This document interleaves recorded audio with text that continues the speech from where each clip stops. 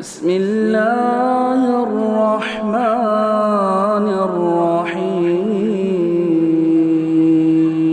لقد كان في قصصهم عبرة لأولي الألباب ما كان حديثا يفترى ولكن تصديق الذي بين يديه وتفصيل كل شيء وهدى ورحمة لقوم يؤمنون. الحمد للہ رب العالمین والصلاة والسلام علی سید المرسلین وعلی آلہ وصحبہ اجمعین ومن تبعہم بإحسان الی یوم الدین.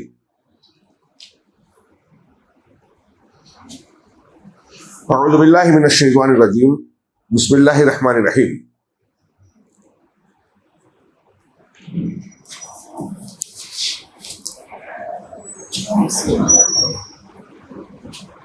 وَإِذْ قَالَ رَبُّكَ لِلْمَلَائِكَةِ إِنِّي جَاعِلٌ فِي الْأَرْضِ خَلِيفَةً وَقَالَ تَعَالَى وَعَلَّمَ آدَمَ الْأَسْمَاءَ كُلَّهَا ثُمَّ عَرَضَهُمْ عَلَى الْمَلَائِكَةِ فَقَالَ أَنبِئُونِي بِأَسْمَاءِ هَؤُلَاءِ إِن كُنتُمْ صَادِقِينَ. وَقَالَ تَعَالَى وَقُلْنَا يَا آدَمُ اسْكُنْ أَنْتَ وَزَوْجُكَ الْجَنَّةَ وَكُلَا مِنْهَا رَغَدًا حَيْثُ شِئْتُمَا وَلَا تَقْرَبَا هَذِهِ الشَّجَرَةَ فَتَكُونَا مِنَ الظَّالِمِينَ. محترم حاضرین، جیسا کہ میں نے تذکرہ کیا، یہ سلسلہ درس قصص الانبیاء سے متعلق ہے، اور اب تک جو بھی 4 درس ہوئے وہ انبیاء کرام علیہم الصلاۃ والسلام سے متعلق اسلامی اصولوں اور ہمارے بنیادی عقیدے سے متعلق بعض بنیادی باتوں کا ذکر تھا. آج سے ہم انبیاء کرام علیہم الصلاۃ والسلام جن کا ذکر قرآن و حدیث میں ہے ان کا کچھ تذکرہ اور کچھ تفصیل جانیں گے. اور ظاہر سی بات ہے کہ یہ تذکرہ ہمارے یہاں سننے والے عام طور سے، میں نے کہا، ہندوستانی مزاج یہ رکھتے ہیں کہ کہانی کی طرح قصے سنائے جائیں، اور اس میں بھی صحیح کے ساتھ بہت ساری غلط باتیں. ان واقعات کا مقصود قصے کہانی اور داستان گوئی قطعی نہیں ہے. اس کا وہی مقصد ہے جو اللہ تبارک و تعالیٰ نے قرآن میں بطور ہدایت، بطور درس و عبرت ہمیں اور آپ کو بتایا ہے، اور اس کے مقاصد کیا ہے کل تھوڑا سا چند نکات کی شکل میں بیان کیا گیا کہ اس میں ہمیں درس و عبرت ملتا ہے. اللہ رب العالمین کی سنت اور قانون کا علم ہوتا ہے. انبیاء کرام علیہ السلام کے نشیب و فراز سے تسلی ملتی ہے، صبر ملتا ہے. اور جو ہے کون انبیاء کو ماننے والا تھا ان کا کیا انجام ہوا، ان کے ساتھ کیا ہوا، اور کون انکار کرنے والا، مخالفت کرنے والا تھا ان کا کیا ہوا، ان کا نتیجہ اور ان کی حیثیت کیا بنی، یہ ہمارے لیے عبرت اور نصیحت کا سامان بنے. چنانچہ اس سلسلے میں ہم شروعات کرتے ہیں ابو البشر آدم علیہ السلام، ہم سب کے باپ آدم علیہ السلام کے تذکرے سے. یہاں میرے سامنے موسوعہ ہے، موسوعۃ العقیدۃ والادیان. یہ موسوعہ کو وہی کہیں گے جو انگریزی میں جس کو ہم انسائکلوپیڈیا کہتے ہیں. تو عقیدے اور ادیان سے متعلق یہ کتاب ہے. چند انبیاء کے تعلق سے مجھے بہتر لگا کہ اسے میں سامنے رکھوں، اس لیے کہ یہ محقق علماء کی تحقیق کا خلاصہ ہے. کئی علماء مل کر لجنہ کے حوالوں کے ساتھ اس کو نقل کرتے ہیں اور چیزوں کو درج کرتے ہیں. پہلا مسئلہ یہ کہ آدم علیہ السلام کا نام و نسب. آدم یہ اصل بشریت ہے، اور آپ کو ابو البشر کہا جاتا ہے، جیسا کہ میں نے ابھی کہا ابو البشر، بشر انسان کو، یعنی انسان کے باپ. اور بنی آدم کو ان کی اولاد کہا جاتا ہے، یعنی انسانوں کو، ہم کو، آپ کو بنی آدم کہا جاتا ہے، یعنی آدم کے بیٹے. بنی یعنی بیٹے، بنین تھا آدم کے بیٹے، اور آپ کو ابو البشر یعنی انسانوں کا باپ. اللہ تبارک و تعالیٰ نے آپ کو چکنی چپچپی مٹی سے اپنے ہاتھوں سے بنایا. اپنے ہاتھوں سے بنانے میں اللہ تعالیٰ کن کہتا تو ہو جاتا، پوری کائنات کو کن کہنے سے بنایا، لیکن اپنے ہاتھوں سے بنانے کا ذکر بطور خاص آگے آئے گا قرآن میں اللہ نے کیا. یہ آپ کے شرف کے لیے، یعنی آپ کی عزت افزائی اور مقام بلند کا اظہار ہے، اور اس کے لیے اللہ تعالیٰ کی جانب سے کیا. اور آپ کی شخصیت کی طرف دنیا میں جتنے بھی خاندان، قبیلے، برادریاں، لوگ ہیں، جتنی بھی نسلیں ہیں، ساری نسلیں حضرت آدم علیہ السلام کی طرف پلٹتی ہے. یا ایھا الناس اتقوا ربکم الذی خلقکم من نفس واحدہ. رات میں کل اس پر آیت پر بات ہوئی تھی کہ اے ایمان والو، اس رب سے ڈرو جس نے تم کو ایک جان سے پیدا کیا. وہ ایک جان حضرت آدم علیہ السلام ہے، پھر ان سے حضرت حوا، اور پھر ان دونوں کے ملاپ سے انسانوں کی ولادت کا سلسلہ شروع ہوا. تو اللہ تبارک و تعالیٰ نے حضرت آدم علیہ السلام کو جب اپنے ہاتھوں سے بنایا، آگے اس کی تھوڑی سی تفصیل آ رہی ہے. تو ظاہر سی بات ہے کہ آپ کے کسی باپ کا یا اوپر کسی رشتہ دار کے ہونے کا کوئی سوال ہی نہیں ہے. تو آپ کے نسب کی کوئی گفتگو کا معاملہ ہی نہیں ہے. آپ کے نام کا معنی، اس میں تھوڑی لمبی بحث کی ہے اور میں اسے کھینچنا نہیں چاہتا. صرف اتنا تذکرہ کروں کہ کچھ لوگ کہتے ہیں کہ یہ عجمی لفظ ہے، عربی ہے ہی نہیں، اس لیے جب عربی نہیں ہے تو اس کے مشتق ہونے کا معاملہ نہیں ہے. پھر اس کے معنی پر بحث کی. دوسرا یہ کہ کچھ لوگوں نے کھینچ تان کر کے یہ کہا کہ یہ عربی ہی ہے، تو اس کی کچھ لوگوں نے کہا کہ اصل اس کی جو ہے ادامہ ہے. زمین میں جو نچلی مٹی ہوتی ہے، نیچے کی نرم اور ملائم، اس کو ادامہ کہتے ہیں. اور ہمارے جو جسم میں چمڑی کے نیچے کے حصے کو جو ملائم گوشت یا حصہ ہوتا ہے، اس کو سمجھ لیجیے اسی سے تعبیر کیا جاتا ہے. تو کچھ لوگوں نے کہا آدمہ سے بنا ہے، یعنی اللہ نے زمین کے نچلی حصے کے مٹی سے بنایا. کچھ لوگ کہتے ہیں کہ یہ آدم بمانا آدم لوگوں میں اس شخص کو کہتے ہیں جو گندم گو ہو. گندم گو سمجھتا ہے؟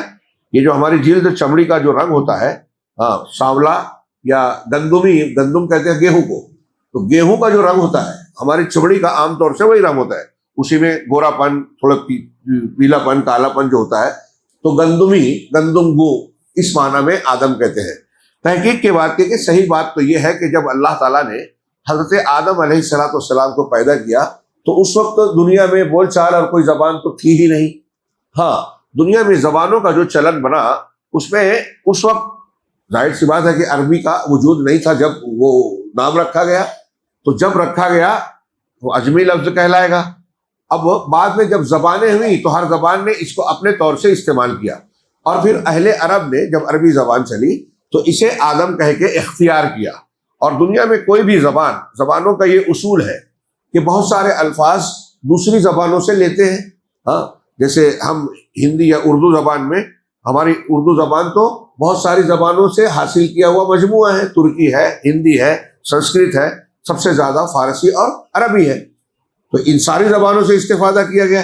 ایسے ہی دنیا کی کوئی بھی زبان ہو، یہاں تک کہ انگریزی اور عربی، یعنی یہ قدیم ترین زبانوں میں، سامی زبانوں میں شمار ہوتی ہے، یہ دوسری زبانوں سے کچھ نہ کچھ چیزیں لیتی ہے.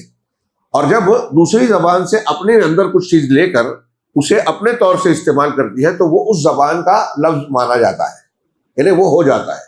اس کو جیسے ایک کہتے ہیں تعریب، تہنید، یہ عربی کی تعبیر ہے. تعریب عربی بنانا، تہنید ہندی بنانا، تو تنگریز کہیں گے انگریزی بنانا. تو اس طریقے سے ایک زبان سے دوسری زبان میں الفاظ آتے ہیں. تو بہرحال یہ عربی زبان میں لفظ آدم آ گیا، اور پھر اس کا استعمال جو پہلے عجمی تھا عربی کے طور پر بھی ہونے لگا. حضرت آدم علیہ السلام کی تخلیق، اللہ تبارک و تعالیٰ نے حضرت آدم علیہ السلام کو مٹی اور پانی سے بنایا، اور کہا کہ چکنی مٹی سے، من طین لازب.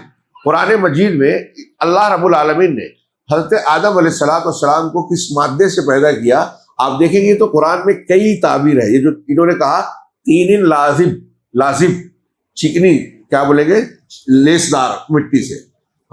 ایک جگہ آپ کو ملے گا صرف تین سے، کہیں ملے گا تراب سے. تراب مٹی، تین پکی ہوئی مٹی. اور ایک جگہ آپ کو ملے گا من سلسال کالفخار، خلق آدم من سلسال کالفخار. یہ حدیث میں بھی ہے کہ اللہ نے آدم کو ایسی مٹی سے پیدا کیا جو کھنکنے والی تھی، جس میں آواز ہوتی ہے، کالفخار، ٹھیکری کی طرح. یعنی جب کوئی مٹی سوکھ کر سخت ہو جاتی ہے تو اس میں اگر مارا جائے تو آواز پیدا ہوتی ہے. تو ٹھیکری کی طرح آواز دینے والی، بجنے والی مٹی سے پیدا کیا.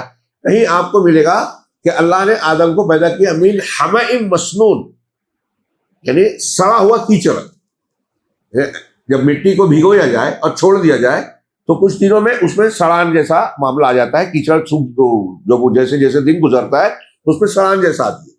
تو یہ مختلف کیفیات ہے جو قرآن نے تذکرہ کی. مٹی ہے اور مٹی کو جب بنانے کے لیے بھگویا گیا تو الگ الگ اسٹیج میں اس کے اندر الگ الگ کیفیت پیدا ہوئی. اللہ تعالیٰ نے ان ساری کیفیتوں کو جہاں جیسا سیاق و سباق کر ضرورت رہی اس طریقے سے اس کو ذکر کیا ہے. بیسیکلی اور بنیادی طور سے آدم کے پیدائش کا مادہ جو ہے وہ مٹی ہے.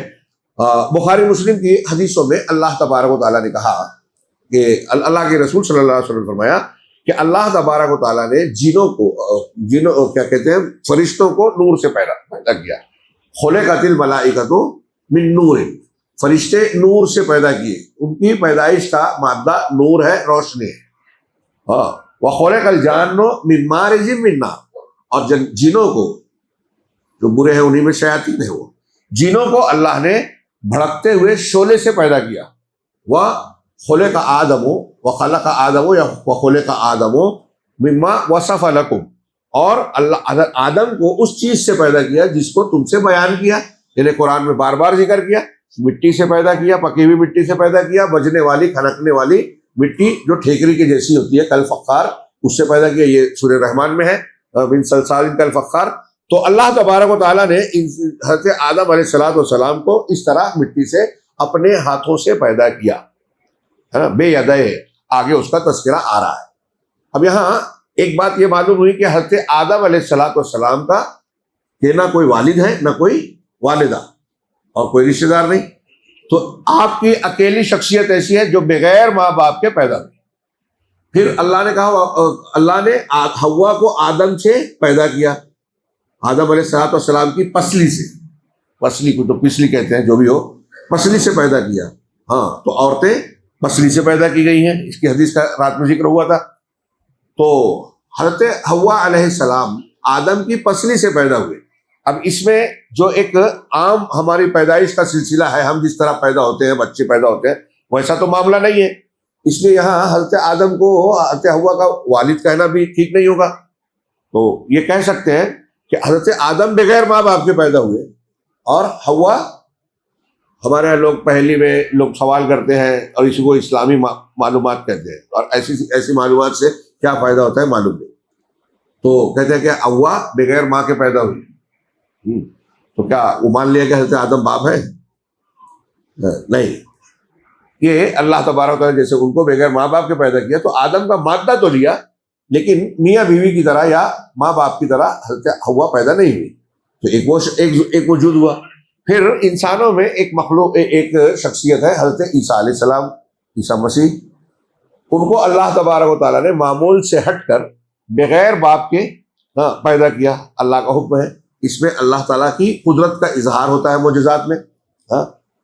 اور نصارہ جن کو ہم عیسائی کہتے ہیں، قرآن نصارہ کہتا ہے، نصارہ جو حضرت عیسیٰ علیہ السلام کے سلسلے میں گمراہی کا غلو کا شکار ہو کر آپ کو اللہ کا بیٹا کہتے ہیں، نعوذ باللہ.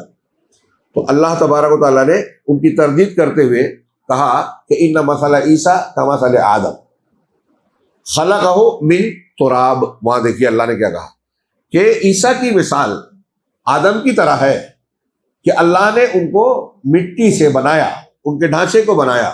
ثم قال له کن، پھر ان سے کہا ہو جا تو وہ ہو گئے. تو اللہ تبارک و تعالیٰ نے اپنے ہاتھوں سے چکنی مٹی سے انہیں بنایا.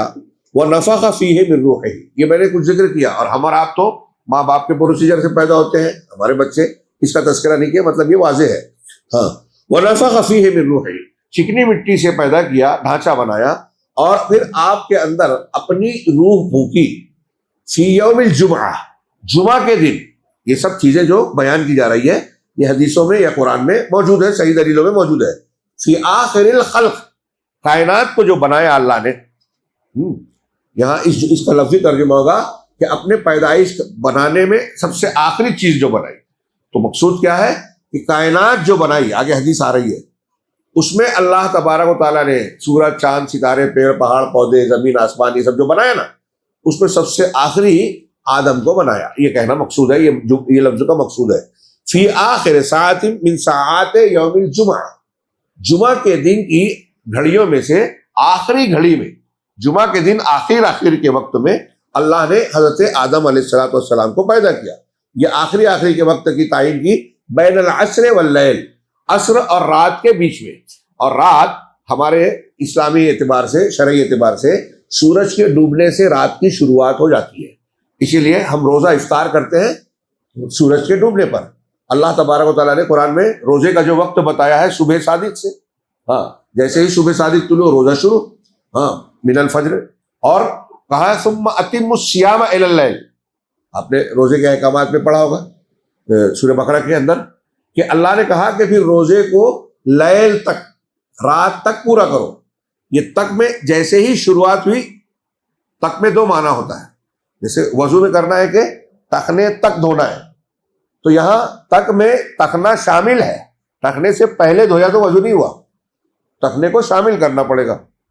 ہاں یعنی یہ ہاتھ کا ذکر ہے، ہاتھ کا حصہ ہے ٹخنا، جب ایک ہی چیز کے حصے کو تک کہا جائے تو وہ اس میں شامل ہوگا، ایک ہی جنس کی چیز کو۔ اور پھر روزہ دن ہے، دن میں رکھا جاتا ہے، رات اور دن الگ جنس ہو گئی، تو رات تک کرنا ہے، مطلب رات کی شروعات جیسے ہی ہوئی ویسے ہی آپ روزہ افطار کر لو، اور اس میں دیر نہیں کرنا، احتیاط کے نام پہ۔ جب تک میری امت افطاری میں جلدی اور سحری میں دیر تک، آخری وقت تک کرتی رہے گی، خیر میں رہے گی، چھوٹی بات نہیں ہے۔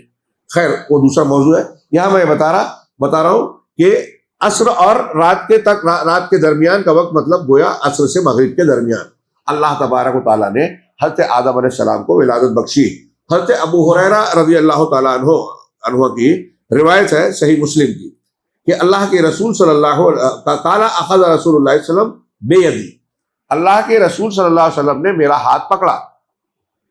تعلیم دینے کا یہ انداز بھی ہوتا ہے، جیسے بچے یا شاگرد کا، بیٹے کا ہاتھ کندھا پکڑ کے آدمی سمجھاتا ہے، تو ایک شفقت کا اظہار بھی ہوتا ہے اور اس کی توجہ اپنی طرف مبذول کرانا بھی ہوتی ہے۔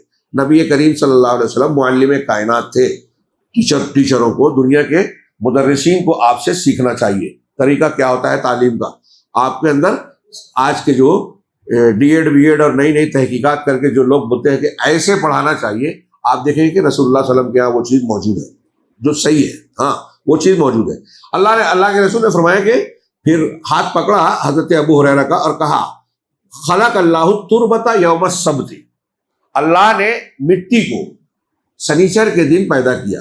6 دنوں میں آسمان و زمین اور کائنات کو بنایا، ہم پڑھتے ہیں نا قرآن میں بار بار فی ستۃ ایام، تو یہ 6 دنوں کی تھوڑی تفصیل ہے کہ ان 6 دنوں میں کیا کیا بنا، کہ مٹی کو سنیچر کے دن بنایا، وخلق فیہا الجبال یوم الاحد، اور مٹی میں یعنی زمین پیدا کی، زمین بنائی، اور اس میں پہاڑوں کو اتوار کے دن بنایا یوم الاحد کو، وخلق الشجر یوم الاثنین، درختوں کو سوموار کو، ہمارے یہاں پیر بھی کہتے ہیں، منڈے، پیر کے دن بنایا، وخلق المکروہ یوم الثلاثاء، اور مکروہ کو اللہ تبارک و تعالیٰ نے منگل کے دن، غالباً اس کا مقصود ہو کہ جو ناپسندیدہ چیزیں، واللہ عالم۔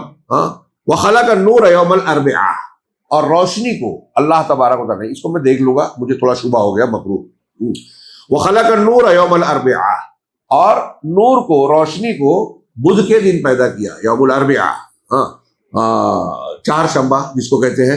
وبث فیہا الدواب یوم الخمیس، اور زمین میں جو ہے، یہ یہاں صرف زمین کے آباد کرنے کی بات ہے، پوری کائنات کی میں نے شروع میں بات کہہ دی، اس حدیث میں یہ تذکرہ ہے۔ اور اللہ تبارک و تعالیٰ نے اس میں چوپایوں کو یعنی جانوروں کو جو ہے خمیس یعنی کیا کہتے ہیں جمعرات کے دن پیدا کیا۔ وخلق آدم بعد العصر من یوم الجمعہ فی آخر الخلق، اور آدم علیہ السلام کو عصر کی نماز کے بعد کیا ہے یوم الخمیس، جمعہ کے دن نماز عصر کے بعد مخلوق میں سب سے آخری کو بنایا، فی آخر ساعت من ساعت یوم الجمعہ، جمعہ کی ساعتوں میں سے سب سے آخری ساعت میں، فیما بین العصر الی اللیل، رات سے عصر سے رات تک۔ یہ ایک حدیث ہے۔ اس قسم کی جو روایتیں اور قرآن کی باتیں ہیں، ظاہر سی بات ہے کہ یہ غیب کی خبریں ہیں، اس میں کہیں کہیں اختصار اور اجمال آتا ہے، تو کئی مرتبہ بعض چیزوں کے سلسلے میں کچھ ایسے سوالات پیدا ہوتے ہیں کہ آدمی عقلی طور سے اپنے آپ کو الجھتا ہوا محسوس کرتا ہے۔ آدمی کا کام یہ ہے کہ جو قرآن و حدیث میں بیان ہے اس کو مان لے۔ اس میں بعض چیزیں کبھی اجمالاً ذکر کی جاتی ہیں، کبھی تفصیلاً۔ جیسے میں نے ابھی بتایا کہ یہ اس حدیث کے مطابق دنیا کی یہ بناوٹ اور اس کی تفصیل بیان کی گئی ہے، اور جو قرآن میں 6 دن بیان کیے گئے ہیں اس میں پوری کائنات کو 6 دنوں میں بنانے کی بات کہی گئی ہے۔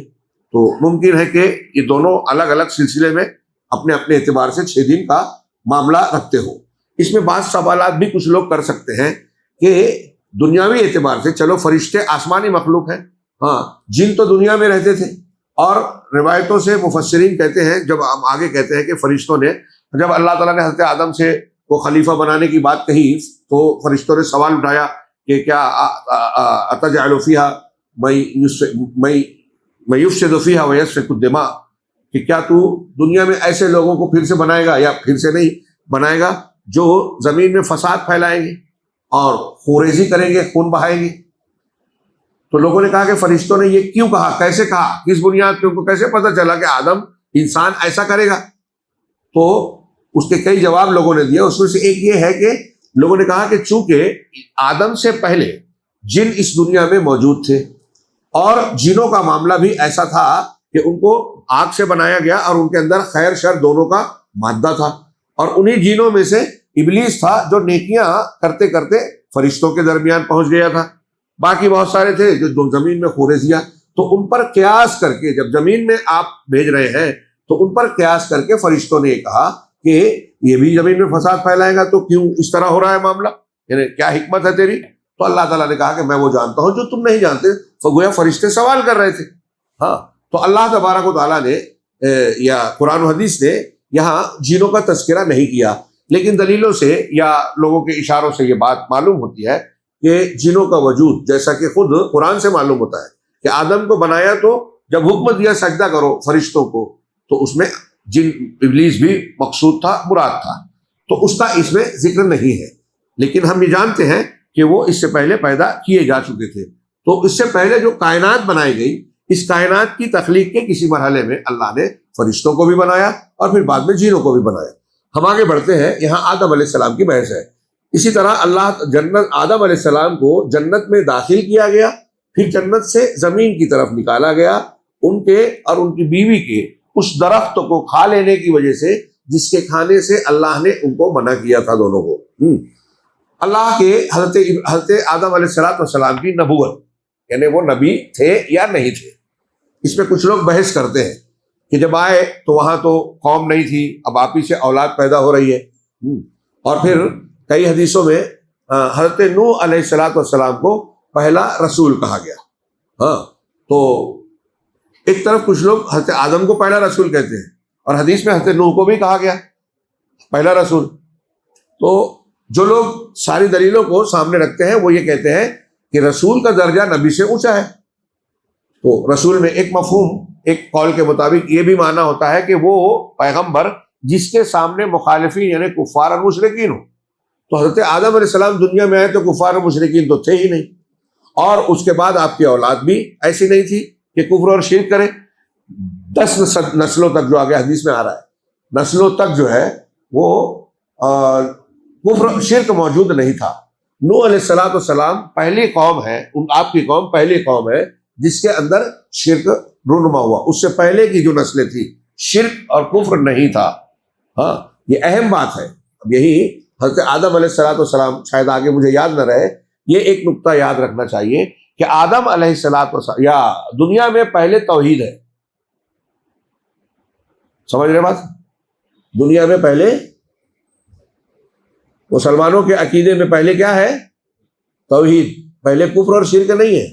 آپ جب اسکول میں سائنس کی کتابیں پڑھیں گے تو دنیاوی اسکولوں میں کالجوں میں جو پڑھایا جاتا ہے وہ کیا تطور کا نظریہ ارتقاء اس کو بولتے ہیں، نظریہ ارتقاء یعنی بتدریج ترقی کرنے والا نظریہ۔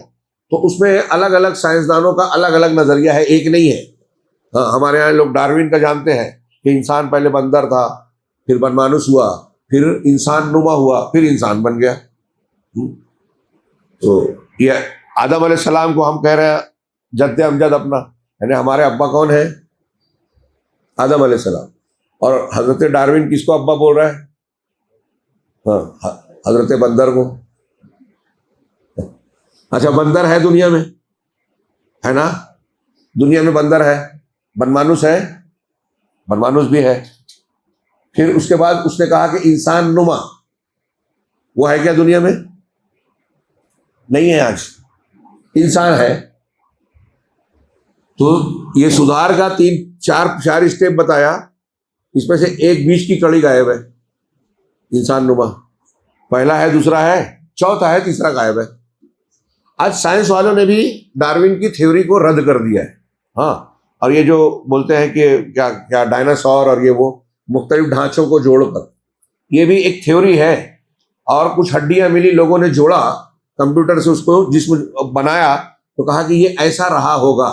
ہاں، ابھی ایک تصویر آئی تھی کہ چائنا میں ویسا ایک ڈھانچہ ملا زمین کے اندر کھدائی میں، اس سے پہلے اور جگہوں پر ملا. تو بہرحال میں اس کے بارے میں پکی نہیں کہہ سکتا کہ وہ کہاں تک درست ہے. یہ تو ظاہر ہے کہ حضرت آدم علیہ السلام کے آنے سے پہلے دنیا میں کوئی انسان نہیں تھا. ہاں، جانور تھے اور جنوں کے وجود کا تذکرہ جیسا کہ میں نے کہا موجود ہے. تو حضرت آدم علیہ السلام دنیا کے پہلے انسان ہیں. یہ صرف مسلمان نہیں مانتے، بلکہ آسمانی مذہب ماننے والے سب کہتے ہیں، یہودی بھی، نصارہ بھی اور دوسرے بھی. لیکن جیسا کہ میں کہہ رہا تھا کہ جب اسکولوں میں پڑھایا جاتا ہے، دیکھیے اسکولوں میں الحاد اور بے دینی والی چیزیں کیسے آئیں، تو وہ سائنس کے نام پر پڑھاتے ہیں. تو لوگوں کی تحقیقات، جو دنیا کے فلاسفہ ہیں، محققین ہیں، جو سائنسی اور مادی بنیاد پر تحقیق کرتے ہیں، تو یہ دنیا کیسے وجود میں آئی. تو ایک چیز تو سب کہتے ہیں وہ لوگ کہ بگ بینگ ہوا، ایک بڑا دھماکہ ہوا، اور پھر یہ دنیا میں الگ الگ ستارے، سیارے، سورج، چاند بنتے گئے. ہاں، پھر اس کے بعد یہ زمین بھی ایک ٹکڑا بنی جس میں سے تابکار مادے کا اخراج ہوتا رہا ہے، ریڈیشن ہوتا رہا، اور لاکھوں سال، کروڑوں سال بولتے ہیں، ریڈیشن ہوتے ہوتے ہوتے ہوتے یہ ٹھنڈی پڑی، بارش ہوئی، پھر اس میں پانی آیا، جیسا کہ یہ اسٹیپ بتائے، یہاں پانی آیا، اور پھر اس کے بعد یہاں جینے کا سامان ہوا. تو قرآن بھی کہتا ہے کانتا رتقن ففتقناہما، یہ آسمان زمین سب پہلے دھوئے کی شکل میں تھے، ایک دوسرے میں گتھے اور جڑے ہوئے تھے، اللہ نے ان کو پھاڑا اور الگ الگ ٹکڑے بن گئے. یہ قرآن بھی کہتا ہے.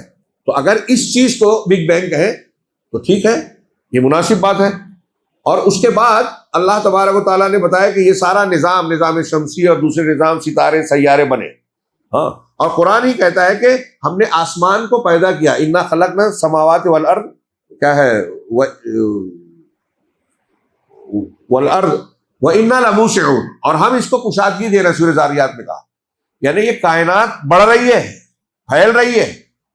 1996 میں ماہرین فلکیات نے اپنے مشاہدے کی بنیاد پر یہ کہا کہ نئی کہکشائیں، نئے اجرام فلکی، جو سورج، چاند، ستارے اور مختلف ٹکڑے ہم کو دکھتے ہیں، اس کو اجرام کہتے ہیں. اجرام جسم کو بولتے ہیں. تو فلک میں، کائنات میں، ہاں، جو یونیورسل جو کہتے ہیں، تو اس میں جو مختلف چیزیں ہیں وہ پھیل رہی ہیں. مزید کہکشائیں، جس کو انگلش میں گلیکسی کہیں گے، جو دھوئے کی لائن دکھتی ہے. ہاں، ہم جس دھوئے کی لائن میں ہیں گلیکسی میں، اس میں ہماری زمین ایک نقطہ ہے، سورج اس سے کئی لاکھ گنا بڑا ہے، اور سورج سے بڑے بڑے ایسے ستارے موجود ہیں جس میں ایک ستارے میں 6 لاکھ سورج رکھے جا سکتے ہیں. اینٹارس بیٹل گیج، اور ایسے کتنے ہیں نہیں پتا، کہکشائیں کتنی ہیں نہیں پتا. کیلیفورنیا کی سب سے طاقتور دوربین، ٹیلیسکوپ جس کو کہتے ہیں، جو آسمان میں دور تک دیکھتی ہے، لوگوں کا کہنا ہے کہ جہاں تک وہ دیکھتی ہے، وہاں تک اس ٹیلیسکوپ کو، دوربین کو لے جائیں تو وہاں سے بھی منظر آگے ویسا ہی دکھے گا. اتنی کشادہ ہے یہ کائنات. ہاں، تو یہ کیسے وجود میں آئی؟ تو ملحدین، ہمارے دنیا کے جو فلاسفہ ہیں، سائنٹسٹ ہیں، ماہرین فلکیات ہیں، وہ کیا کہتے ہیں کہ یہ اتفاق سے ہو گیا. ہو سکتا ہے یہ رومال اتفاق سے بنے گا. یہ ہے نا بے وقوفی کی بات، اور عقل والے کہلاتے ہیں. ہاں، ایک چھوٹی سی چیز میں بولوں گے خود سے بن گئی تو کوئی مانے گا؟ ہاں، اگر ایک آدمی کو گلا کٹا ہوا ہے، لاش یہاں ملی، پولیس والے آئے تو ہم بولے کہ صاحب اس کو کسی نے مارا نہیں ہے، اب دکھ رہا ہے کہ یہاں چاقو سے کاٹا گیا ہے، گردن کٹی ہے. پولیس سے ہم یہ کہیں کہ وہ کچن کا جو چاقو تھا نا وہ خود چل کے آیا اڑ کے، اس نے اس کو کاٹا اور وہیں واپس چلا گیا. تو پولیس فائل بند کر دے گی کہ چلو یہ ثابت ہو گیا کہ یہ مطلب ہم کو ثبوت مل گیا کہ قاتل چاقو ہے، اور چاقو کو کیا سزا دینا، چھوڑو یا اس کو جا کے جلا دو. مان لے گی پولیس. ہنسی آ رہی ہے نا؟ کیوں ہنسی آ رہی ہے؟ تو بات ہی ایسی کر رہا ہوں، ایسا ہو ہی نہیں سکتا. تو اب یہ ایسا ہو نہیں سکتا مطلب ایک چاقو کسی کو نہیں مار سکتا. جو لوگ کسی کام کی طاقت نہیں رکھتے وہ لوگ وہ کام نہیں کر سکتے. بندر لوگ ہمارے اس موبائل کو آپریٹ کر سکتے ہیں، کمپیوٹر کو بنا سکتی ہے بلیاں؟ نہیں نا، کیونکہ یہ طاقت کی صلاحیت ان کے اندر نہیں ہے نا.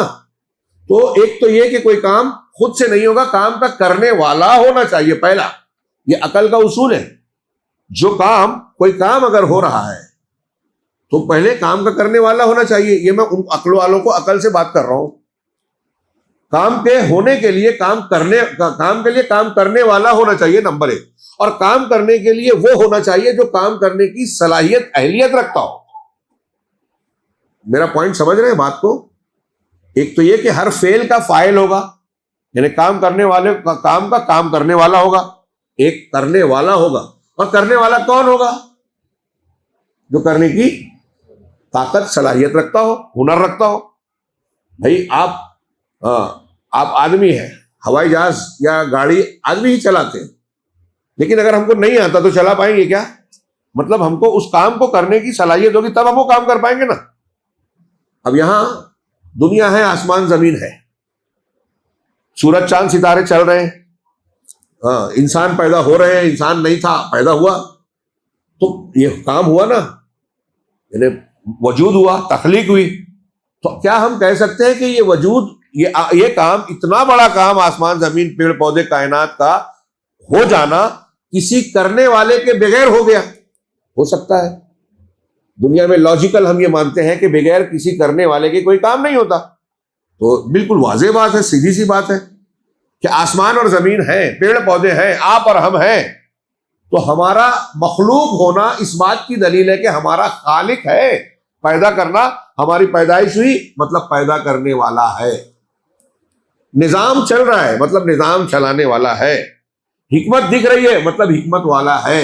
قدرت دکھ رہی ہے مطلب قدرت والا ہے. یہ توحید کی، اللہ کے وجود کی دلیل ہے. اور دنیا میں جتنے بھی لوگوں کو لوگ پوچھتے ہیں، جنوں کو، انسانوں کو، نبیوں کو، اللہ نے کہا کہ یہ سب مل کر ایک مکھی پیدا نہیں کر سکتے. اللہ نے کہا ہم بھی دیکھ لیں، کیا کوئی بنا سکتا ہے؟ بغیر کوئی اللہ کے مادے کا استعمال کیے ہوئے کوئی چیز بنا سکتا ہے؟ نہیں بنا سکتا. تو جب ہم دیکھ رہے ہیں کہ ان کے اندر مکھی بنانے کی طاقت نہیں ہے، تو پھر یہ کائنات کے فعل کو انجام دینے کی صلاحیت رکھ سکتے ہیں کیا؟ سوچئے. انبیاء کرام یہی سوال کرتے تھے. فرعون کی آنکھوں میں آنکھیں ڈال کے موسیٰ نے بتایا اور سوال کیا. نمرود سے حضرت ابراہیم نے کہا میرا رب زندہ کرتا ہے، موت دیتا ہے. میرا رب وہ ہے جو سورج کو نکالتا ہے مشرق سے. تو اگر دعویٰ کر رہا ہے مغرب سے نکال کے بتا. یہ فعل ہو رہا ہے تو میرا رب وہ ہے جو اس کا فاعل ہے، اور تو کہہ رہا ہے میرا رب، تو کر کے بتا. اب بہت اللہ ذی کفر، ہکا بکا رہ گیا، ششدر رہ گیا. میری بات سمجھ رہے ہیں آپ لوگ؟ تو میں یہ اتنی تھوڑی سی تفصیل میں اس لیے گیا کہ سارے اسکول کے نصابوں میں یہ پڑھتے ہیں، مسلم غیر مسلم سارے بچے یہ پڑھتے ضرور ہیں، قرآن پڑھے نہ پڑھے یہ پڑھتے ہیں. ماں باپ کو فکر نہیں ہے آج دین بتائیں. دین تو سیکنڈری چیز ہے، لیکن نوکری دلانا ہے، اوپر جانا ہے، تو دنیا کمانا ہے، آخرت کا خیال ہی نہیں ہے. تو یہ چیز سکھاتے ہیں. تو اسکولوں میں یہ بتاتے ہیں کہ بہت لمبے زمانے تک ایسا ہوا، پھر اس کے بعد دنیا ٹھنڈی ہوئی، یہاں رہنے کے لائق ہوئے، پانی ہوا، پانی میں اب یہ جو تھیوری ہے، تھیوری آف، یہ جو نظریہ ارتقاء، اس کو کیا وہ کہیں گے، تھیوری جو ترقی پانے والا، اسٹیپ بائی اسٹیپ جو آگے بڑھا، انگلش میں جی ایولیوشن. ہاں ایولیوشن، ترقی ارتقاء والی. تو اس تھیوری کی بنیاد پہ ایک عام نظریہ کیا ہے کہ پہلے جاندار دنیا میں کوئی نہیں تھا، تو پانی میں ایک امیبا پیدا ہوا خلیہ کی شکل میں، ایک خلیہ پیدا ہوا، خلیے نے امیبا کی شکل، کوئی بنا نہیں رہا ہے، ان کے کہنے کے مطابق خود سے بن رہا ہے، امیبا ہو گیا۔ اب امیبا مختلف خلیات کا مجموعہ بڑھتا گیا، خلیہ یعنی سیل، ہمارے جسم میں جو سیل ہوتا ہے، تو وہ سیل بنا، سیل بڑھتے کئی شکلیں اختیار کیا، تو اب اسی نے مچھلی کی شکل اختیار کر لی، اسی نے جو ہے انسان کی شکل اختیار کر لی۔ تو انسان پہلے آبی جانور تھا، سمجھ رہے ہیں، یہ ان کے تھیوری کے مطابق، یہ ایک تو ڈاروین والی میں نے بتائی، ایک یہ ہے کہ انسان پہلے آبی جانور یعنی سمندر میں رہتا تھا، پانی میں رہتا تھا، پھر اس کے بہت لمبے عرصے کے بعد ایسا ہوا کہ پانی سے نکل کر، جیسے مگرمچھ پانی میں رہتا ہے پھر نکلتا ہے، کچھوا نکلتا ہے جاتا ہے، تو ایسے پانی سے نکل کے خشکی میں آتا تھا انسان، اور کچھ چیزیں لے کر یا کھانا پینا چک کے پھر واپس پانی میں چلا جاتا تھا، تو اس زمانے میں وہ جل تھلیا ہو گیا۔ ہاں، عربی میں اس کو بر ماوی کہیں گے، بر مانے خشکی، ماں پانی مانے پانی، تو پانی میں بھی رہنے والا اور خشکی میں بھی، تو جل تھلیا ہو گیا۔ جیسے ہمارے یہاں وہی مگرمچھ مینڈک ہوتی ہیں، جل تھلیا ہوتے ہیں۔ پھر ایک لمبے عرصے کے بعد اس کے اندر یہ صلاحیت پیدا ہوگی کہ وہ زمین پر خشکی میں سانس لے سکے، تو اب اس زمانے میں وہ خشکی پر یا زمین پر بسنے والا انسان بن گیا۔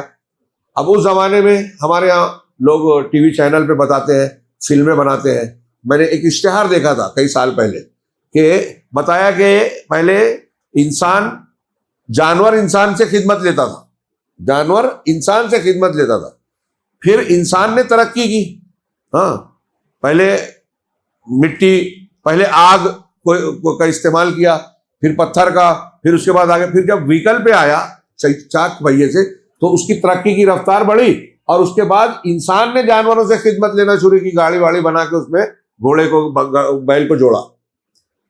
وہ ایک اشتہار میں تھا، شارٹ میں، کارٹون کی شکل میں۔ تو یہی تھیوری آف ایولیوشن یا جو بھی بولے، نظریہ ارتقاء جس کو کہتے ہیں۔ تو بہرحال اس کے مطابق کیا ہوا کہ جب انسان آیا، دیکھیے میں نے تھوڑی سی لمبی بات کر لی، لیکن آپ کو غیر ضروری لگی، لیکن میں اہم مانتا ہوں۔ اس نظریے کے مطابق جب دنیا میں انسان بس گیا تو ابھی اس کو کوئی مذہب، کوئی دین معلوم نہیں تھا، جاہل تھا، جنگلی تھا، ننگا اور برہنہ رہتا تھا۔ دھیرے دھیرے اس کے اندر شعور آیا، ہاں، تو اس کو وہ پتھر کا زمانہ، کون ایج بولتے ہیں پتھر کو، کیا بولتے ہیں انگریزی میں؟ اسٹون ایج کا ایک زمانہ، پھر اس کے بہت بعد میں آئرن ایج یعنی لوہے کا زمانہ آیا۔ یہ الگ زمانہ، ان کی عقلی بنیاد پر، سمجھ رہے ہیں؟ تو اس کی بنیاد پر یہ کہتے ہیں کہ جب دنیا میں انسان بنا تو اس وقت وہ مذہب، دین، زبانیں یہ سب جانتا نہیں تھا، اور پھر اس کا جھگڑا ہوتا تھا۔ پھر آہستہ آہستہ اس نے چیزوں کا استعمال کرنا سیکھا، ہڈیوں کو ہتھیار بنایا شروع میں، پھر پتھروں کا استعمال شروع کیا، ہاں، شکار کرتا تھا، ننگا رہتا تھا، پہلے شرمگاہ کو ڈھکا، پھر اس طرح کرتے کرتے اب اس کے کچھ دنوں بعد ایسا ہوا کہ کسی انسان کو کوئی خواب دکھا تو یہ پتہ چلا کہ فلاں جو چیز ہے وہ آپ کی مراد پوری کر سکتی ہے، وہ آپ کی عبادت کے لائق ہے، آپ کو وہاں جھکنا چاہیے۔ تو انسان اس کو جا کے معبود مان لیا۔ تو کچھ لوگوں نے اس کو معبود بنا لیا، پھر دوسرا کوئی دکھا تو اس کو بھی بنا لیا، جو ان کو پسند آیا، جس سے فائدہ ہوا، جس سے ڈر گئے، اس کو معبود بنا لیا۔ ہاں، پھر ایک قبیلے والے، جب قبیلے آبادی بڑھی تو انہوں نے الگ بنایا، انہوں نے الگ بنایا۔ اب دو قبیلوں میں جب لڑائی ہوتی تھی تو جو جیت گیا، جیتنے والے کے معبود کو یہ والے بھی ماننے لگتے تھے۔ پھر بعد میں اور کچھ بڑھتے گئے، پھر بڑھنے کے بعد کچھ نے گھٹایا، کچھ نے بڑھایا، تو بعض علاقوں میں یہ گھٹ کر جو ہے چند میں آ گئے، اور ایک کو بڑا مان لیا۔ جیسے مصر کے لوگ سورج کو سب سے بڑا مانتے تھے، بڑا سورج رو کہتے تھے اسے۔ یونان میں سارے ستاروں کو اللہ، دیوی دیوتا اور معبود مانتے تھے، ان کے نام رکھے ہیں۔ یہ جو ہمارے انگریزی کے نام ہے نا، جنوری، فروری، مارچ، اپریل، یہ یونانی عقیدے کے مطابق ستاروں کے نام پر ان کے دیوی دیوتاؤں کے نام ہیں۔ ہمارے ہندی میں جو بولتے ہیں سنیچر، اتوار، پیر، منگل، یہ ہندوستانی عقیدے کے مطابق جو ان کے جیوتش ودیا ہے جو اس سے چلتی ہے، شنی بولتے ہیں، منگل بولتے ہیں نا، یہ ان جو نظام شمسی میں سورج کے گرد جو ہے عطارد، زہرہ، زمین، مریخ، نیپچون کا وہ ہے نا 9 11 کتنے ہیں، بڑھ گئے ہیں، 9 تابع سیارے جو کہتے ہیں، یہ جو ان ستاروں کے ناموں پر یہ نام ہے۔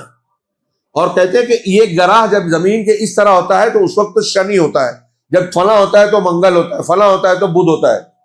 اور اس میں جو پیدا ہوا اس کی قسمت ایسی ہوتی ہے، اس میں جو پیدا ہوا اس کی قسمت ویسی ہوتی ہے. یہ بدعقیدگیاں ہیں، شرک کی بنیادیں ہیں، بناوٹی چیزیں ہیں. تو میں عرض یہ کر رہا تھا کہ اس نظریے کے مطابق جب انہوں نے کہا کہ اس طرح لوگوں نے مذہب اختیار کیا، تو پہلے گویا اس عقیدے کے مطابق کالجوں اسکولوں میں جو یہ تھیوری پڑھائی جاتی ہے، اس کے مطابق دنیا میں پہلے شرک تھا. پہلے لوگوں نے دوسروں کی مخلوق کی پوجا کی، کسی نے سورج کی، چاند کی، درختوں کی، پتھروں کی، جانوروں کی. ہاں، بعد میں اللہ تعالیٰ کو پہچانا، اللہ تعالیٰ کے بارے میں واقفیت ہوئی. یعنی اس تھیوری کے مطابق شرک پہلے تھا، توحید بعد میں تھی. لیکن آسمانی کتابیں ہمارے عقیدے اور یقین کے مطابق حقیقت کیا ہے، سچائی کیا ہے، یہ جو ہم پڑھ رہے ہیں. جی کیا کہا؟ پہلے توحید ہے. ماشاءاللہ، پہلے توحید ہے. اس لیے کہ اس دنیا میں جو پہلا انسان آ رہا ہے وہ کون ہے؟ آدم علیہ السلام. اور ہم پڑھ رہے ہیں کہ حضرت آدم نبی ہیں، اللہ کے پیغمبر ہیں. اور نبی، ان کی خصوصیت کیا تھی آگے ہمیں ان کی فضیلت میں ہے. وَعَلَّمَ آدَمَ الْأَسْمَاءَ كُلَّهَا، یہ علم اللہ نے ہر چیز کا علم سکھایا. دنیا میں جب ان کو بھیجا گیا تو اس وقت بھی اللہ نے یہ صلاحیت دی کہ علم تھا، اور یہ پھر سیکھتے سکھاتے تھے. تو کس چیز کا علم دیا؟ یہ اسماء کیا ہیں، اس کے الگ الگ مفسرین نے الگ الگ باتیں کہی. تو جو بھی تھی، لوگوں نے کہا کہ حضرت آدم علیہ السلام کو دنیا میں جن جن چیزوں کے متعلق سابقہ پڑھنا تھا، یا جب آئے تو جو جو چیزیں استعمال ہوتی تھی سامنے آنی تھی، ہر چیز کے نام کو جانتے تھے. یہاں تک کہ جو انسان جسم سے ہوا نکالتا ہے، گیس نکلتی ہے ہمارے جسم سے، ریح کا نکلنا، ہاں، اس میں اس کو کیا کہیں گے؟ تیز آواز سے نکلے ذرات کہتے ہیں عربی میں. ہاں، آہستہ آواز سے نکلے ہوا تو اس کے لیے کیا کہیں گے؟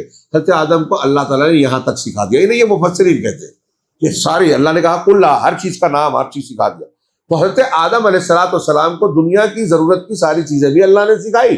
اور ابھی ہم پڑھنے جا رہے ہیں دلیلیں کہ نبی بھی تھے، اور ظاہر سی بات ہے کہ جب نبی تھے تو پہلے توحید پر تھے. تو پہلا آدمی جو آیا وہ توحید پر تھا. اور یہ جو میں بات اتنی لمبی بیان کر دیا، آپ لوگوں کو لگے گا کہ بہت اہمیت کی حامل ہے. مولانا ابوالکلام آزاد نے ترجمان القرآن جو سورہ فاتحہ کی تفسیر لکھی ہے، اس میں مجھے یاد پڑتا ہے الحمدللہ رب العالمین الرحمن الرحیم مالک یوم الدین، ان میں سے کسی میں شاید مالک یوم الدین کے ضمن میں تفصیل بیان کی کہ دنیا میں لوگوں نے مختلف مذہب کے لوگ کس بنیاد پہ لوگوں کو معبود مانتے ہیں. ہاں، تو اس میں ایک یہ بھی ذکر کیا انہوں نے. عربی میں اس کو توتمیہ کہتے ہیں، انگریزی میں ٹوٹمزم کہتے ہیں. ٹوٹمزم جو نظریہ ارتقاء والا ہے نا، کہ اللہ تبارک و تعالیٰ کا یا توحید کا خیال بعد میں آیا. تو یہ کہتے ہیں توحید بعد میں، شرک پہلے تھا. تو مولانا ابوالکلام آزاد نے یہ بتایا، بہت تحقیق کے بعد، بڑی اچھی لکھی ہے، موجود ہے ترجمان القرآن میں، آپ پڑھ سکتے ہیں. ہاں، تھوڑا سا خشک لگتا ہے یہ سب چیزیں، لیکن بہت کام کی چیزیں ہیں، اہمیت کی حامل ہے. تو انہوں نے بتایا کہ جو موہنجودارو ہڑپا میں جو کھدائیاں ہوئی ہیں، یہ جو آج گجرات کچھ کا علاقہ ہے، وہاں کچھ حصے میں غار آئیں گے جو پاکستان سے جڑا ہوا ہے، اور کچھ پاکستان میں جائے گا. تو موہنجودارو اور ہڑپا، اس کی کھدائی ہوئی تو اس میں شہر کے شہر ملے، اور وہاں بہت ساری چیزیں پائی گئیں، ان کا برتن، کھانے پینے کا سامان، گھروں کی بناوٹ، اور ایسی بہت سی چیزیں. ساتھ ہی ساتھ ایسے نوشتے اور اس زمانے کے جو تحریریں ہیں پتھروں پر، کندہ اور دوسری چیزوں پر، اس سے تحریریں ملی، اس سے پڑھ کے اس زمانے کے لوگوں کے عقیدے اور ان کے خیالات کا علم ہوا. مولانا ابوالکلام آزاد نے بیان کیا کہ جب موہنجودارو اور ہڑپا کے اکتشافات اور تحقیقات ہوئی اور چیزیں سامنے آئیں تو پتہ چلا کہ ان کے یہاں بھی توحید تھی. یہ ہندو مذہب کے ماننے والے یہ کہتے ہیں کہ ہندو مذہب 5000 سال پرانا ہے، اور وہ اسے کہتے ہیں. لیکن علماء محققین نے اور علماء اسلام نے، مولانا ثناء اللہ امرتسری رحمہ اللہ، ہماری جماعت کے بڑے مناظر آدمی جو گزرے ہیں، انہوں نے مناظر اسلام کہا جاتا ہے انہوں نے بعض پنڈتوں سے یہ مناظرہ کیا، تحریری بھی اور شاید دوسرا بھی کیا ہو، کہ آپ کا دعویٰ ہے کہ 5000 سال پرانا ہے ہندو مذہب، جبکہ تحقیقات سے اور آپ کی کتابوں ویدوں کے بیانات سے اگر اس کو پرکھا جائے تو زیادہ سے زیادہ 3000 سال یا 3200 سال، ہاں ہم تھوڑا بڑھا کے کہیں 3 سے 3500 سال پرانا یہ مذہب ثابت ہوتا ہے، اس سے زیادہ نہیں. 5000 سال والا آپ کا دعویٰ غلط ہے. اور یہ آج بھی مشہور ہے، ٹی وی چینل پہ، کتابوں میں، عام حالات میں ہم ہندوستان میں یہ سنتے ہیں۔ تو یہ لوگ یہ تاثر دیتے ہیں کہ ہندو مذہب سب سے پہلا مذہب ہے، سناتن دھرم۔ تو سوال یہ ہے کہ کیا یہ دنیا میں مذہب کی شروعات 5000 سال پرانی ہے؟ اگر ان کی بات کو مانے 5000 کی، اور اگر 3000 تو وہ بھی یہ مانیں گے کہ 3000 سال سے پہلے بھی کچھ چیزیں پائی جاتی ہیں، ثبوت ہے۔ اور جو نسلوں کو لوگ شمار کرتے ہیں، آدم علیہ السلام سے لے کے آج تک کتنا پیریڈ ہے؟ ہاں، یہ تو اہل علم نے آج تک زیادہ سے زیادہ کہا 10,000 بنتا ہے۔ ہمارے یہاں سے لے کے حضرت ابراہیم تک 4000 سال، اور حضرت ابراہیم علیہ السلام سے لے کر جو نسلوں کا شمار کیا جاتا ہے 6000 سال حضرت آدم علیہ السلام تک۔ اگر ہم تھوڑا بڑھا دیں تو 1000 2000 4000 5000 بڑھا دیں گے۔ ہاں، میں نے ابھی کچھ ایک سائنس والے سے سوال کیا کہ مجھے ذرا ایک سوال مجھے سمجھ میں نہیں آتا کہ دنیا کی انسانی آبادی زیادہ سے زیادہ 10-12 ہزار سال پرانی ہے، اور سائنٹسٹ لوگ کہتے ہیں کہ برف میں فلاں انٹارکٹیکا میں برف کے اندر دبی ہوئی ایک لاش ملی، اور اس کا جب کاربونیٹڈ ذرا میں انگریزی میں غلط بول دیتا ہوں، سمجھ لیجئے گا، کاربونیٹڈ یا جو تحقیق کی جاتی ہے کہ فلاں چیز کتنی پرانی ہے، تو اس کی تحقیق کر کے کہا کہ یہ کئی لاکھ سال پرانی لاش ہے، یا 1 لاکھ بھی اگر آپ نے کہا، 1 لاکھ سال پرانی لاش برف میں پائی گئی۔ اب انسان پیدا ہی ہوا، پہلا انسان ہی 10,000 سال پہلے آیا ہے، تو 1 لاکھ سال پہلے والا انسان کہاں سے مل گیا آپ کو؟ یہ ذرا سا ایک کوشچن مارک ہے، اب حاضرین میں سے کوئی اس کو سلجھا سکے گا تو مجھے بتائیے گا، سمجھائیے گا۔ بہرحال حضرت آدم علیہ السلام، حاصل کلام یہ ہے کہ یہ جو دنیا کے فلسفے یا اسکولوں کالجوں میں جو پڑھایا جاتا ہے، اچھی طرح دماغ میں رکھیے، ان کے مطابق پہلے شرک تھا، پھر آہستہ آہستہ آہستہ بعد میں توحید کیسے آئی؟ وہ وہی کہتے ہیں کہ ایک دوسرے سے لڑائیاں ہوتی گئی، یہ شکست کھا گیا تو اس نے اپنے معبود کو چھوڑ کے اس کو مان لیا، اس نے چھوڑ کے اس کو مان لیا، تو پھر کئی جگہوں پر یہ ایک پہ آ گئے تو توحید ہو گئی۔ جیسے کہتے ہیں کہ مصر میں رو پہ آ گیا، پھر بعد میں انبیاء آئے اور انبیاء نے دعوت دی اللہ کی اور توحید کی، تو یہ بعد میں توحید کو مانتے ہیں ہمارے اس عقیدے کے مطابق۔ اور میں نے جیسا کہ کہا کہ یہ صرف مسلمان نہیں مانتے، مسلمان مطلب اللہ کے نبی صلی اللہ علیہ وسلم کو ماننے والے یا قرآن کو ماننے والے، بلکہ یہ توریت اور انجیل کو ماننے والے یہود و نصارہ کا بھی عقیدہ ہے، لیکن ان کی تحریف شدہ جو توریت انجیل ہے، مجھے ایسا لگتا ہے، جو میں نے کچھ پڑھا تو ایسا لگتا ہے کہ ان کے یہاں یہ تصور ہے کہ جب آدم علیہ السلام اور حضرت حوا علیہ السلام دنیا میں بھیجے گئے، اللہ نے اتارا، تو یہاں پہلے سے کچھ انسان موجود تھے ان کے خیال کے مطابق۔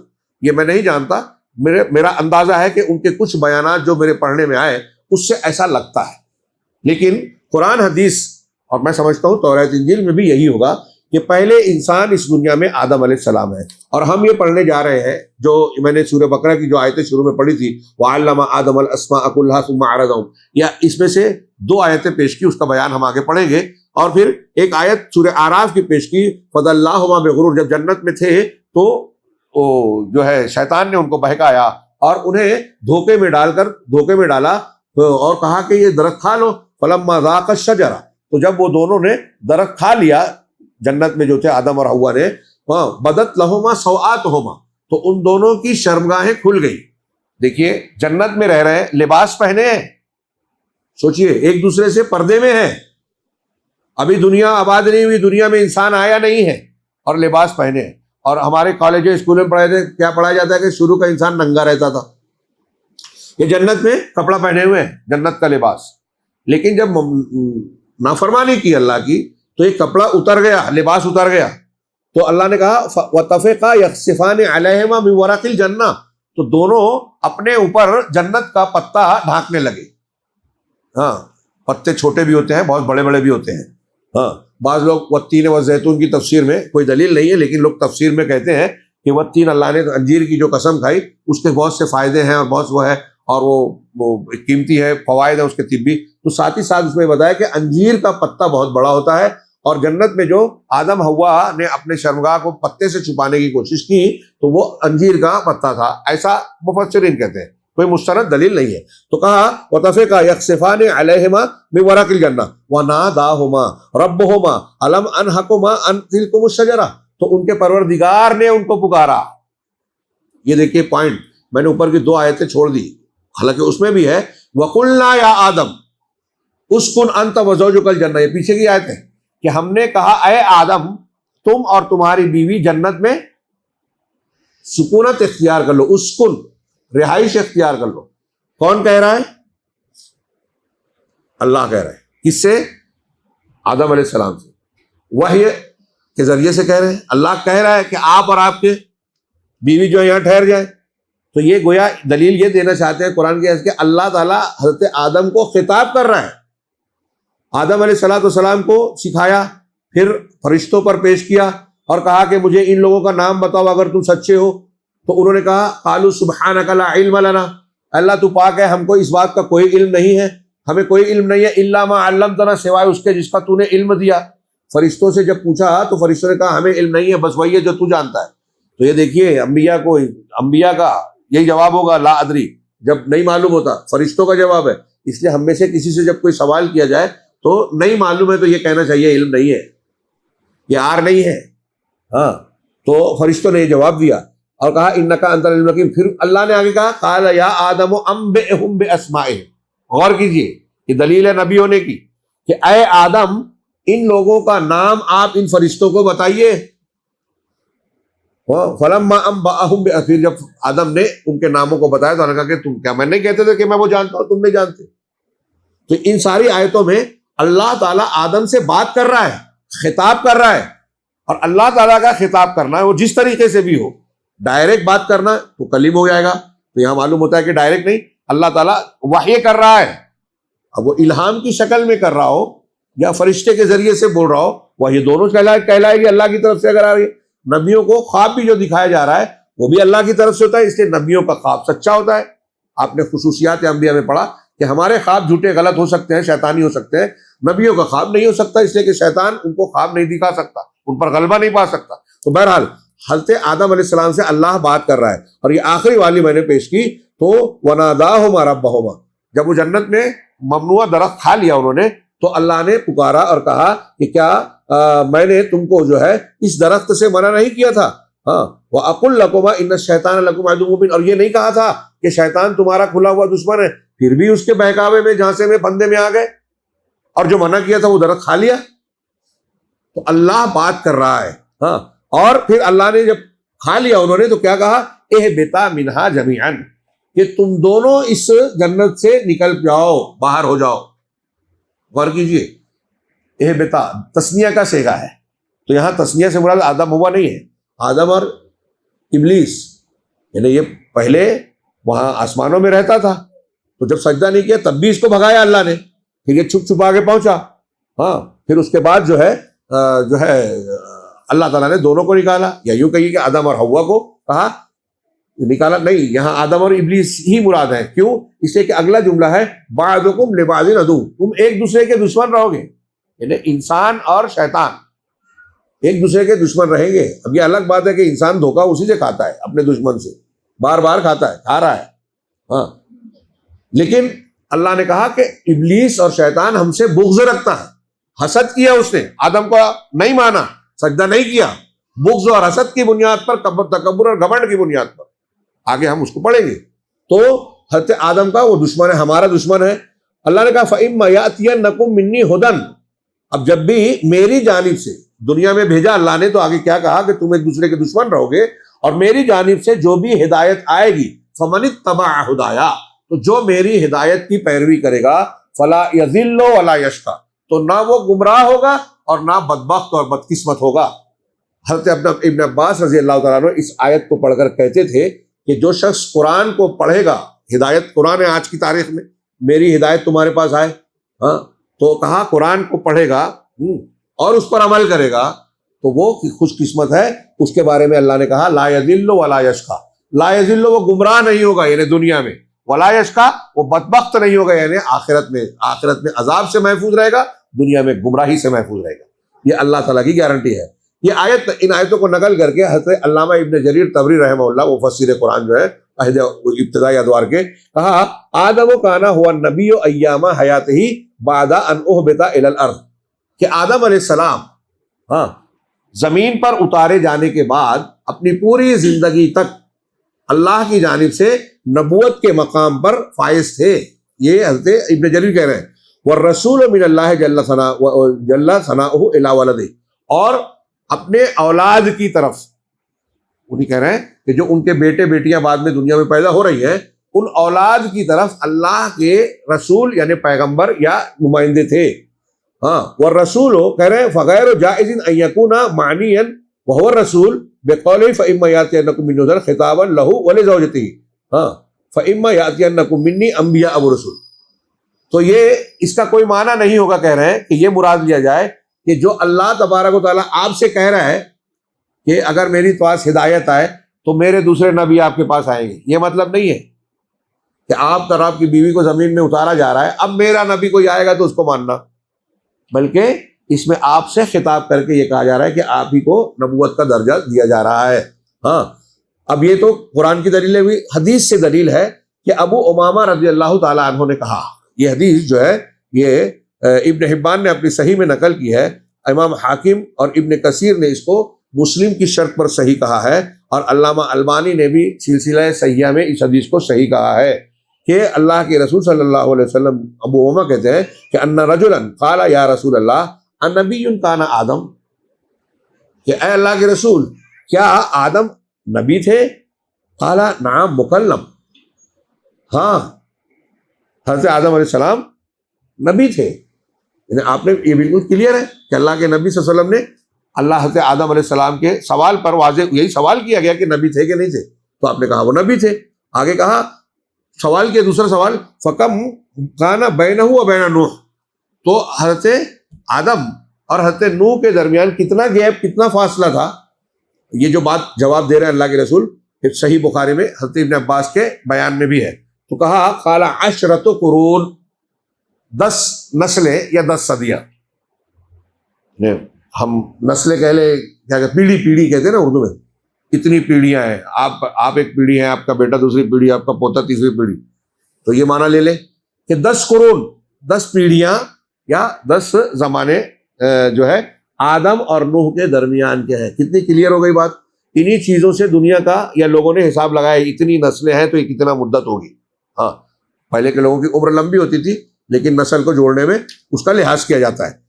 دوسری حدیث ہے حضرت ابو سعید خدری رضی اللہ تعالیٰ عنہ کی، جس کو امام ترمذی نے نقل کیا اور اس کو حسن کہا ہے، اور علامہ البانی نے صحیح الترغیب میں اس کو صحیح کہا ہے. اللہ کے رسول صلی اللہ علیہ وسلم فرماتے ہیں، ابو سعید خدری کی روایت ہے، کہتے ہیں انا سید ولد آدم یوم القیامہ وبیدی لواء الحمد ولا فخر، کہ میں قیامت کے دن سارے آدم کی بیٹوں کا، سید ولد آدم، دیکھیے سارے انسانوں کو ولد آدم کہا، کہ آدم کے بیٹوں کا سردار رہوں گا قیامت کے دن، اور میرے ہاتھ میں لوائے حمد ہوگا، حمد کا جھنڈا. غائب ہے، یہ کیسا ہوگا؟ جیسا قرآن عزیز میں جتنا بتایا گیا اتنا ہی ماننا ہے. تو لوائے حمد میرے ہاتھ میں ہوگا، ولا فخر، اور فخر نہیں کرتا. نبی ہوں تو مجھے بتانا پڑ رہا ہے، تو یہ فخر کے طور پر میں نہیں بتا رہا ہوں، بلکہ علم اور تعلیم کے طور پر اللہ کی طرف سے پیغام کو پہنچانے کے طور پر مجھے بتانا ہے، تو میں بتا رہا ہوں. تو میرے ہاتھ میں قیامت کے دن سارے انسانوں کا سردار رہوں گا، اور میرے ہاتھ میں لوائے حمد ہوگا، اور میں فخر نہیں کرتا، کوئی فخر نہیں ہے. آگے کہا کہ وما نبی یومئذ، اور اس دن کوئی نبی نہیں رہے گا، آدم و فما سوا ہو، کوئی بھی نبی آدم ہو. دیکھیے یہاں اللہ نے کہا کہ کوئی بھی نبی ہو، وہ آدم ہو یا آدم کے علاوہ دوسرے نبی ہو، کوئی بھی نبی ہوگا تحت لوائی، سب میرے جھنڈے کے نیچے ہوں گے. یعنی قیامت کے دن سرداری آپ کو دی گئی ہے. اللہ کے رسول کہہ رہے ہیں کہ نبی کوئی بھی نبی ہو سب میرے جھنڈے کے نیچے ہو. آگے وضاحت کی کہ وہ آدم ہو یا دوسرے، تو اس سے سیاق و سباق کیا بتا رہا ہے؟ کوئی بھی نبی ہو، آدم ہو یا دوسرے، مطلب آدم علیہ السلام بھی کیا ہے جی؟ نبی ہے، بالکل کلیئر ہے. اور پھر آخری جملہ ہے حدیث کا، وَأَنَا أَوَّلُ مَن تَنشَقُّ عَنْهُ الْأَرْضُ وَلَا فَخْرٌ، اور میں پہلا شخص ہوں جس سے زمین پھٹے گی. ہاں قیامت کے دن جس کی قبر پھٹے گی وہ نکلیں گے باہر. ہاں اور کوئی جو ہے فخر نہیں کرتا. یعنی قیامت کے دن جب دوبارہ لوگوں کو زندہ کیا جائے گا، سارے انسان جو مر چکے ہیں، گزر چکے ہیں، وہ پھر سے اللہ تعالیٰ کے حکم سے زندہ ہوں گے. تو سب سے پہلے جس آدمی کی قبر کھلے گی اور وہ زندہ ہوں گے، باہر آئیں گے، وہ جناب محمد رسول اللہ صلی اللہ علیہ وسلم ہے. یہ حدیث کے آخری جملے کا معنی ہے.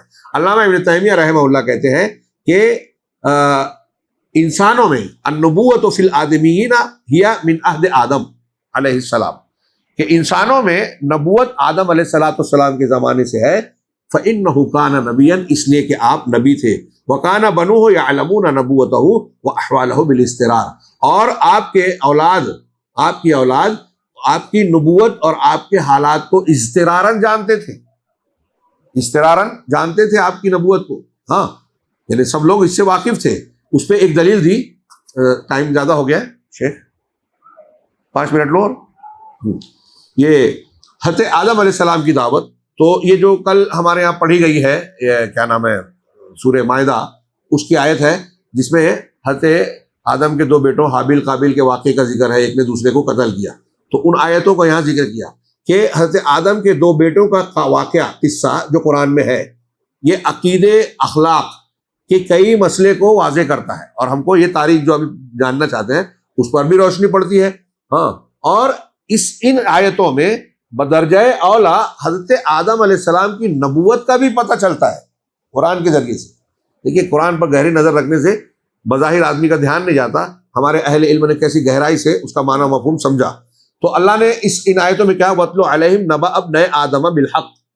ہاں، سورہ مائدہ پر آج رات میں گفتگو ہونی ہے، یہ ابھی لے لیجئے. ابھی اس میں آ گئی کہ آپ آدم کے 2 بیٹوں کی خبر کی تلاوت کیجئے حق کے ساتھ. ہاں، اِذْ قَرَّبَا قُرْبَانًا، جب انہوں نے قربانی پیش کی اللہ کے سامنے، اپنی قربانی کو، چڑھاوے کو چڑھایا، قربانی پیش کی. دونوں نے قربانی دی. دیکھیے غور کیجئے، اس کا مطلب مذہب تھا. کون ہے؟ ان کا نام تفسیر میں آتا ہے حابیل قابیل. قابیل قاتل تھا. ہاں، یاد رکھنے کے لیے قاتل کا قاف الف اور قابیل کا قاف الف یاد رکھیں. تو قاتل بھی ہے، قابل بھی ہے. ہاں، تو قابیل نے قتل کیا تھا، تو دونوں نے قربانی کی. اس کا مطلب قربانی کر رہے ہیں تو اللہ کو مان رہے ہیں، تب اللہ کے لیے قربانی کر رہے ہیں، دین ہے ان کے پاس. تو دونوں نے قربانی کی. پھر فَتُقُبِّلَ مِنْ أَحَدِهِمَا، ان میں سے ایک کی قربانی کو قبول کی گئی. وَلَمْ يُتَقَبَّلْ مِنَ الْآخَرِ، دوسرے کی قبول نہیں کی گئی دوسرے سے.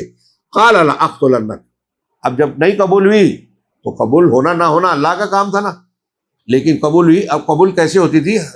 روایتوں میں معلوم ہوتا ہے کہ قربانی قبول ہوئی کہ نہیں ہوئی یہ ظاہر ہوتا تھا. اس وقت اللہ تعالیٰ نے نشانی رکھی تھی کہ آسمان سے ایک آگ آتی تھی اور جو قبول ہو گئی ہے اس کو جلا دیتی تھی. تو حابیل کی نے جو قربانی پیش کی تھی اس پر آگ آ کے اس نے جلا دیا، اور قابیل نے جو قربانی پیش کی تھی وہ آگ نہیں آئی، نہیں جلا. تو اس سے اسے غصہ آیا، حسد پیدا ہوئی بھائی کے تعلق سے. ہاں، تو کہا لَأَقْتُلَنَّكَ، میں ضرور تجھے مار ڈالوں گا، قتل کر دوں گا. قَالَ إِنَّمَا يَتَقَبَّلُ اللَّهُ مِنَ الْمُتَّقِينَ، تو حابیل نے جواب دیا، جو مقتول بھائی تھا، میں سمجھانے کے لیے نام لے رہا ہوں، ہاں، کہ اس نے جواب دیا کہ ارے آپ مجھ سے کیوں ناراض ہو رہے ہیں کہ اللہ جو تقوی والا ہوتا ہے نا، متقی، اس سے قبول کرتا ہے. تو دیکھیے یہ جملہ بھی بتا رہا ہے کہ اللہ قبول کرتا ہے، مطلب اللہ پر ایمان ہے، اور قبول کرتا ہے متقیوں سے، تقوی کو مانتے ہیں کہ دیندار ہوگا تو اللہ قبول کرے گا. لَئِن بَسَطْتَ إِلَيَّ يَدَكَ لِتَقْتُلَنِي، اگر آپ بھائی سے کہہ رہے ہیں بھائی، اگر تم میری طرف مجھے قتل کرنے کے لیے ہاتھ بڑھاؤ گے، مَا أَنَا بِبَاسِطٍ يَدِيَ إِلَيْكَ لِأَقْتُلَكَ، تو تمہیں مارنے کے لیے، قتل کرنے کے لیے میں اپنا ہاتھ نہیں بڑھاؤں گا. مطلب تم قتل کرنا چاہتے ہو، تم کوشش کرو گے، میں نہیں کروں گا، یہ غلط کام ہے. اسی لیے کہا کہ قاتل اور مقتول دونوں جہنم میں ہوں گے. تو لوگوں نے پوچھا کہ بھائی مقتول تو قاتل قتل کرنے والا اس لیے جہنم میں، تو مقتول کیوں جہنم میں جائے گا؟ تو اللہ کے رسول نے کہا کہ یہ مقتول اس بات کی کوشش کر رہا تھا کہ وہ سامنے والے کو مار دے، نہیں مار سکا، خود مر گیا، اس لیے القاتل والمقتول کلاہما فی النار. لیکن یہاں حابیل کیا کہہ رہا ہے کہ تو مارنا چاہے گا تو کوشش کرے گا، میں نہیں کروں گا. کہا انی اخاف اللہ رب العالمین، دیکھیں یہ توحید، اللہ کا ڈر، میں اللہ رب العالمین سے ڈرتا ہوں، میں تم کو مارنے کی کوشش بھی نہیں کروں گا، اس لیے کہ میں اللہ سے ڈرتا ہوں. مطلب میں بزدل ہوں یہ مطلب نہیں ہے. ہاں، تو ہر جگہ جواب نہ دینا بزدلی نہیں ہوتی، بلکہ کبھی کبھی یہ ایمان اور زیادہ بہادری ہوتی ہے. ہاں، انی اريد ان تبوء باسمی واسمک فتکون من اصحاب النار، میں چاہتا ہوں کہ تم میرے اور اپنے دونوں کے گناہ کے ساتھ پلٹو اور تم جہنمی بن جاؤ. وذالک جزاء الظالمین، اور یہی ظالموں کا سزا اور بدلہ ہے. مطلب جہنم اور جنت پر بھی جو ہے ایمان تھا. تو آخری آیت کا ٹکڑا جو ہے اس سلسلے کا، فطوعت له نفسه قتل اخیہ فقتلہ، تو اس کے بھائی کو اس کے قتل، اس کے بھائی، اس کے نفس نے بھائی کو قتل پر آمادہ کیا، یعنی اتنا تقریر اور بہترین بات بولنے کے باوجود قابیل کا دل مانا نہیں، نفس نے ابھارا اور اس کے قتل پر اس کو آمادہ کر دیا، فقتلہ، اس نے قتل کر دیا، فاصبح من الخاسرین، تو وہ نقصان اٹھانے والوں میں بن گیا، دنیا میں جو بھی قتل ہوگا اس کا گناہ اسے بھی ملے گا۔ اس قصے میں دلالت ہے کہ آدم کی اولاد رسالت اور شریعت پر اور اللہ کی ہدایت پر قائم تھی، اس لیے کہ یہ لوگ اللہ کے لیے قربانی پیش کر رہے ہیں اور اخلاص اور خوف کی اہمیت سمجھ رہے ہیں، کہہ رہے ہیں کہ اللہ متقیوں کی عبادت قبول کرتا ہے، ہاں جس کے پاس اخلاص نہیں ہو اللہ قبول نہیں کرے گا۔ اسی طریقے سے وہ عقاب اور ثواب بھی جانتے ہیں، وہ قابل کہہ رہا ہے کہ اگر تم مجھے مارے گا تو جہنمی ہو جائے گا اور یہی جزا ہے، ہاں ظالموں کی، ہاں ظالموں کا عذاب بھی جانتے ہیں۔ تو یہ چیز اور اس کے علاوہ بھی کئی دلیلیں یہ بتاتی ہیں کہ آدم علیہ السلام توحید پر قائم تھے، قیامت کا اس بات کرتے تھے، زمین میں قتل وغیرہ کے ذریعے سے فساد کو منع کرتے تھے، اور ابتدائی دور میں شرک و کفر کے انہوں سے پہلے انسانوں میں جو گناہ تھا وہ چوری، ایک دوسرے سے لڑنا، حسد، جلن، تکبر، قتل تک تھا، شرک نہیں تھا۔ تو یہ ساری چیزیں زمین میں منع کرتے تھے کہ یہ نہ کرو، کیونکہ دیکھیے وہ خود کہہ رہا ہے کہ تم قتل کرنا چاہو گے تو میں نہیں کروں گا، میں اللہ سے ڈرتا ہوں، مطلب قتل کروں گا تو گناہ ملے گا، یہ چیز ان کی شریعت میں موجود ہے، تب تو کہہ رہا ہے بھائی اپنے بھائی سے۔ ان چیزوں سے پتہ چلتا ہے کہ ان کے پاس شریعت اور نبوت کا حصہ تھا، اور شریعت اور نبوت انہیں کی یہ تعلیم انہیں کہاں سے ملی؟ اپنے باپ سے ملی۔ اس سے پتہ چلا کہ حضرت آدم علیہ السلام کی شریعت تھی۔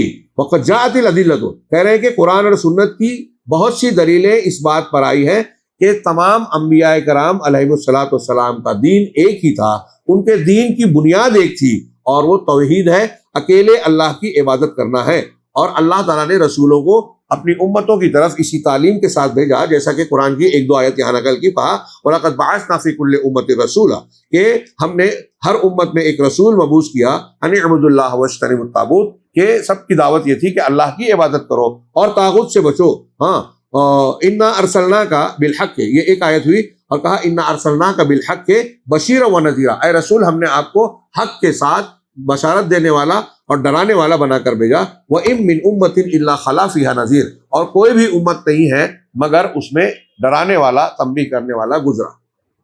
یہ حضرت آدم علیہ السلام کی نبوت کی دلیل ہوئی۔ آگے ان کی وفات اور قبر ہے، اور پھر آدم علیہ السلام کا واقعہ، جنت میں جانے کا، جنت سے نکالے جانے کا، دنیا میں آنے کے بعد کچھ چیزیں، اور حضرت آدم سے متعلق بعض چیزیں جو لوگوں میں مشہور ہے۔